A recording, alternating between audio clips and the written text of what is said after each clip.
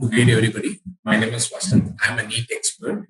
I have been doing this coaching for NEET for almost 9+ years, and I have trained a lot of NEET aspirants to achieve their dreams. So today we are gonna have an introduction or a complete description on few topics under the chapter Natural Resources from class 9. Okay? So we have 3 more videos on this chapter. So if you have not watched those videos, I would suggest you to watch those videos and then come back for this video so that you'll have a clear understanding of at least what we are actually talking about. Okay, so just allow me a minute. Let me get the things up.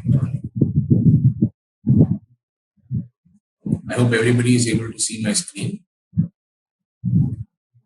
So in this video, we are going to see few topics. The topics involve like oxygen cycle, the ozone layer, and how it is being depleted. And we're going to have a brief introduction on Montreal and Kyoto Protocol. So which is going to be a very short class with a short content of things. Okay. And let's start.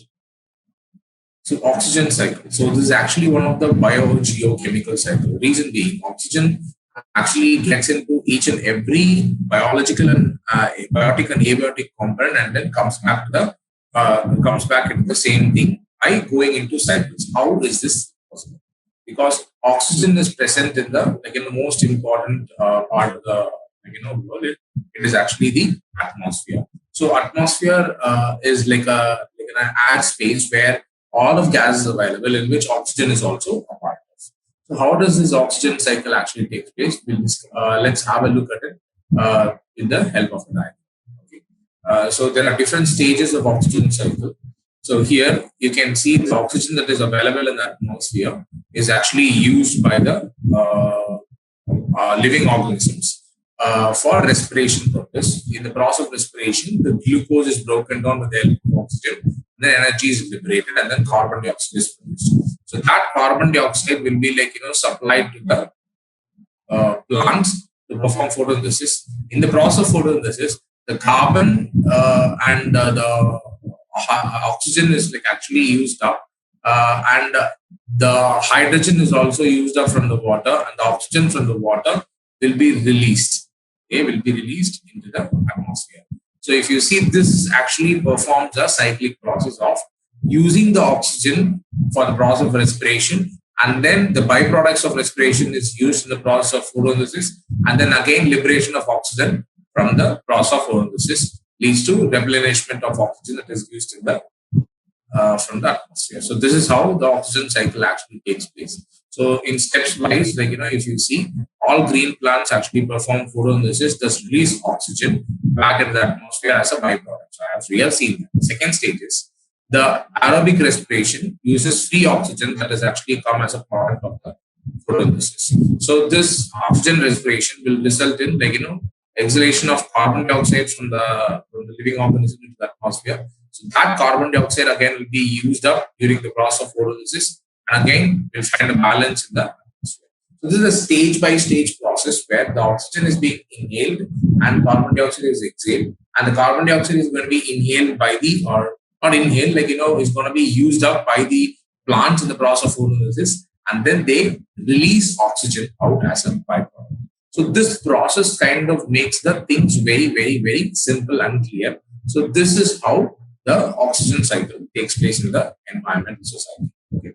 So this is about oxygen cycle. So next part we are going to talk about is ozone layer. So where is ozone layer present? What is made of?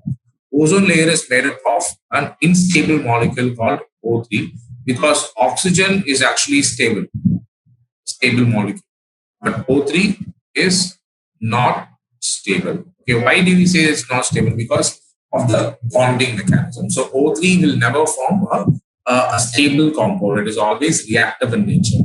So when it gets to have a contact with very reactive molecules like chlorine, bromine, and fluorine, CFC especially, so it gets converted to chloroxide, and then it gets the ozone layer depleted. So where is this ozone layer present? Ozone layer is present in the atmosphere near the stratosphere. So when this ozone layer is depleted, like it is obvious that the ozone layer's function should be known. So the function of ozone layer is to obstruct the harmful UV rays from entering into the atmosphere. When the harmful UV rays are obstructed from getting into the atmosphere, it is obvious that the oxygen O3 molecule, not oxygen, ozone molecule, will be like deflecting the harmful UV rays. So what if the O3 in a particular region is actually utilized or being like used up? So that layer will not have this deflecting process. Instead, you just allow the UV rays to enter into the earth, and that causes mutations because it's an ionizing radiation. So it will actually cause a mutation, and this is going to be very harmful when the UV rays hits the genetic material. It causes mutation. Upon mutation, it can cause any kind of cancer. But for human being, it requires ultimate longer exposure because of our hard dead skin on top and everything. So now when the ozone layer is depleted, then it is very sure that the exposure time will also increase, as a result of which what happened, a human will also develop cancerous. Okay. So this is about ozone layer in detail. Okay.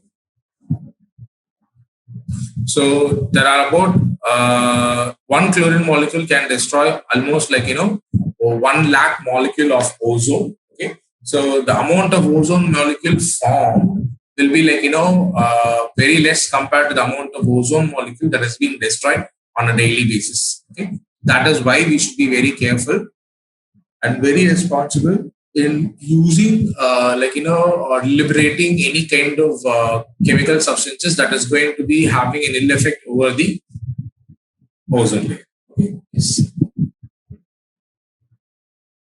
So the next one is Montreal Protocol. So Montreal Protocol is actually signed in the year 1987. It's mentioned over here. Okay, it is going to be based on the substances that is going to deplete the ozone layer. So it is an agreement that is made by the government all over. So designed to stop production of production and import of ozone depleting substances, especially chlorofluorocarbon. So this chlorofluorocarbon is found to be having a depleting ability or highly depleting ability of ozone. So when they found it out, along with chlorofluorocarbon, they actually included several other same type of CFC, material will also be stopped from being prepared or being exported to other countries. So which would reduce the depletion rate. But now the depletion rate is reduced because of the stopping of usage of chlorofluorocarbon, and now we have more other ways they are getting depleted. Okay. That's what the Montreal Protocol was signed. So next one is Kyoto Protocol. So Kyoto Protocol is actually an international agreement that is signed between government of the society or of every other government, where we all decided to reduce the greenhouse gases formation. So we all have decided to have a scoreboard, a scale beyond which we have promised not to produce any kind of global warming gases or greenhouse gases. So such protocol signing will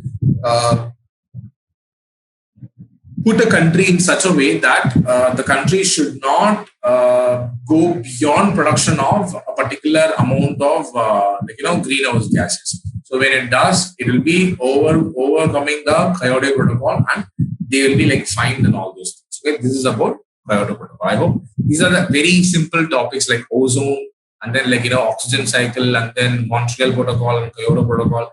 Very simple things that we will actually talk about. So what is biogeochemical cycle? Where the interaction of the chemical substances with abiotic and biotic components with respect to their conversion and everything like that. So that helps in the movement of materials and energy in between the abiotic and biotic components is actually called biogeochemical cycle. Okay. Biogeochemical refers to movement of nutrients from other elements between biotic and abiotic factors, just as we did.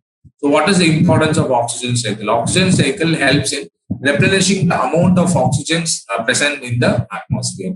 So amount of oxygen determines the survival probability of organisms that actually relies on oxygen for respiration purpose. Oxygen, most essential component of Earth's atmosphere, is mainly required for breathing and combustion, aquatic life, and then decomposition, organic waste. All these basic, actions, oxygen is very required in nature. Okay, this is the requirement of oxygen. I hope you have enjoyed all the content we have actually gone through today, and the video is not the end. Okay, so the video is just a beginning for you to learn. So please try to join online classes, live classes with us. I promise you that you will enjoy, and you will not fail. You will definitely enjoy the classes, and it will be more interactive in nature. And the questions with respect to these topics, I would suggest you to post them in forum so that we will be able to get a chance to address those and then help you in understanding the concepts. Okay? Thank you so much for your time. Have a nice day.